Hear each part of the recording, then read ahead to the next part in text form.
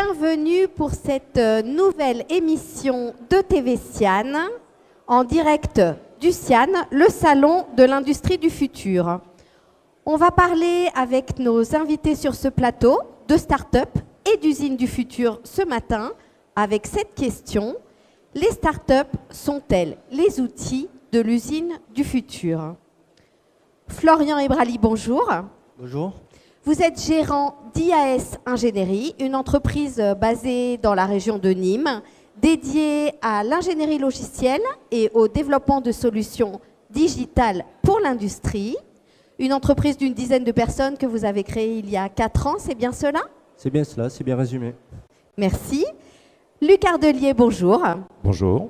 Vous êtes président-directeur général d'Oreca Solutions, également basé à proximité de Nîmes, une société que vous avez créée en 2010. Vous opérez notamment dans le domaine du nucléaire avec un logiciel dédié au démantèlement. Bonjour à vous.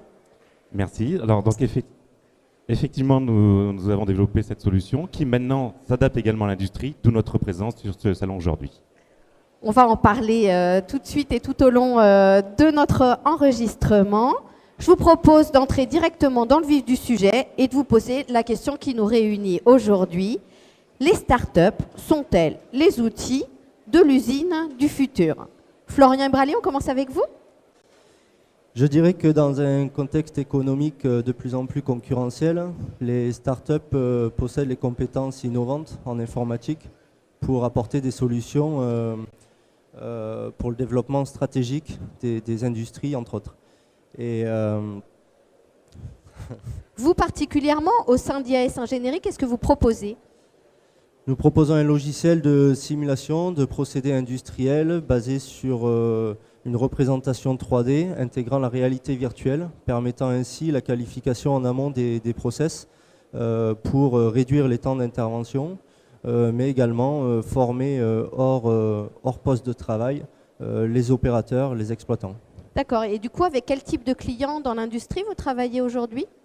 Nous travaillons à 80% pour l'industrie nucléaire, donc pour Areva, le CEA, l'Andra. D'accord. Hein. De votre côté, Luc Ardelier, qu'est-ce que vous en pensez? Est-ce que les startups sont les outils de l'usine du futur? Je pense que les startups contribuent à cette usine du futur. L'usine du futur, c'est une usine qui est particulièrement agile, qui puisse se reconfigurer très facilement, etc.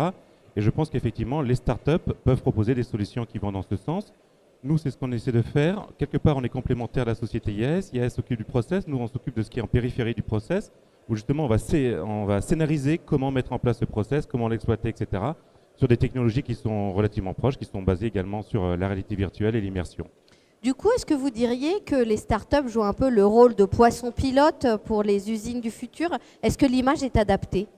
Alors, poisson pilote, oui, dans le sens où il y a une relation entre le petit poisson qui, lui, va être un peu le découvreur, et après le gros poisson qui, lui, sont les grosses industries qui ont besoin de ces technologies. Moi, je prendrais peut-être une autre image qui serait les startups, c'est un peu comme un navigateur qui va découvrir de nouveaux territoires. Ces territoires peuvent être très prometteurs, un peu comme Christophe Colomb, ou des fois moins bons. Voilà, on a plutôt ce rôle de prospective, de développer un nouveau produit. Ça marche, du coup, toute l'industrie peut se l'approprier. Ça marche pas, justement, l'intérêt d'une startup, c'est d'être agile, donc de rebondir, de l'adapter, de le modifier en conséquence. De votre côté, Florian Ebrali, qu'est-ce que vous en pensez? Est-ce que finalement, ce rôle de poisson pilote dans l'idée de symbiose entre la start-up et les usines du futur peut être aussi adapté? Alors l'expression « je ne sais pas », si on considère que le poisson pilote est là pour perdurer et pas se faire manger à la fin, pourquoi pas. En tout cas, l'objectif, c'est effectivement de bien aider à la compréhension des solutions que l'on peut apporter. Et puis surtout, ce qu'il est important, c'est de le faire en toute cohérence avec les besoins des industriels et de travailler ces solutions-là en vrai partenariat avec eux. Du coup, finalement, de manière un peu générale, pourquoi est-ce que les usines du futur ont besoin des startups et est-ce qu'on y est déjà dans l'usine du futur? Alors oui, je pense que l'on y est déjà, nous y sommes. On parle bien, il faut bien avoir en tête que l'on parle de transition numérique et donc on n'est pas là pour imposer une révolution technologique sur l'ensemble d'une industrie, mais bien d'apporter des évolutions sur des points stratégiques pour arriver à terme sur une industrie du futur telle qu'on l'entend. Donc oui, nous y sommes. Et notre objectif, c'est vraiment de continuer, d'y être demain et d'apporter notre pierre à l'édifice. D'accord. Luc Ardelier, sur cette question du pourquoi. Oui, je pense qu'effectivement, je suis tout à fait d'accord avec Florian. L'industrie doit se réinventer pour retrouver des marges de compétitivité, notamment en France et en Europe. Et les solutions que l'on apporte, notamment au travers du digital, sont vraiment des apporteurs de gains. C'est pas quelques pourcents à la marge, on peut vraiment gagner des dizaines de pourcents. Et l'intérêt des solutions que l'on propose, justement, via la digitalisation, c'est d'être plus dans le mode d'anticipation, d'imaginer de nouvelles choses le plus tôt possible, donc là où ça coûte le moins cher. Et du coup, lorsqu'on le met en production ou lorsqu'on le met en réalisation, ça se déroule tel que c'est prévu et ça permet de répondre vraiment à la demande du client. Parce que de plus en plus, les clients, finalement, il faut leur apporter des réponses très personnalisées. C'est un peu aussi un des enjeux de l'usine du futur. Et d'avoir des outils digitaux en amont qui permettent justement de préparer ce besoin-là, ça va renforcer la crédibilité et la performance de l'industrie française. Est-ce que l'usine du futur, c'est un fantasme pour les startups? Ah non, moi je crois qu'on y est vraiment dedans. Hein. Au contraire, on est en train de voir que ça se met en place. Je pense qu'on a été, quelques-uns d'entre nous avons été précurseurs dans différents domaines. Justement, c'est le rôle des startups.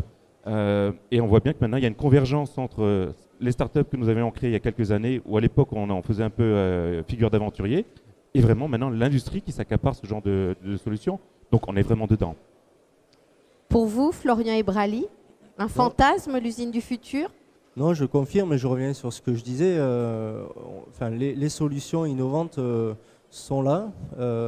Les industriels commencent, ça commence même d'une manière générale à être mis en évidence.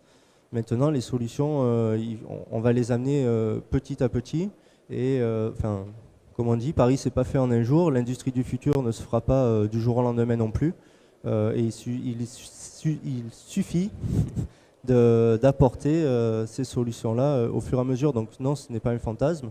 Des solutions sont déjà mises en œuvre dans un certain nombre d'industries. Il faut continuer cette marche en avant. Donc si je vous ai bien écouté tous les deux, la réponse à notre question est positive. Oui, les startups sont les outils de l'usine du futur. Luc Ardelier, Florian Ebrali, je vous remercie. À tout de suite pour un nouveau plateau de TV Sian. Merci.